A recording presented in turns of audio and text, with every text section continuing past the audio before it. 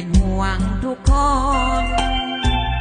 อายน้องตำรวจกำลังเข้มงวดหน้าที่เวียกงานตู้เด้อบ่าวสาวทหารที่อยู่เวียกงานตากแดดตากฝนกองร้อนในบ้านซัฟเฟอร์โดยสารท่านหมอทุกคนเดี๋ยวนี้มีคนยากจนจงสู้อดทนเพื่อวันข้างหน้าสาวให้สาวนาแดดกาก็ให้พักผ่อนห่วงเจ้าบ่าวกับมาก่อนยามนอนเจ้าคงเมื่อยล้าสาวนาใกล้บ้านมาอยู่ห้องงานตัดเย็บเสื้อผ้าเป่าปังน้ำมันทั่วหน้าห่วงทุกเวลาสาวเสิร์ฟอาหารขอ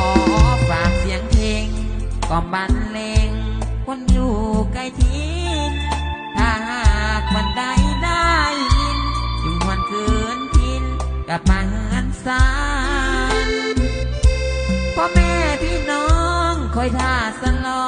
งในวันสงกรานต์วันนี้มีคนสู้งานวันใดกลับบ้านคอยม่วนนำกัน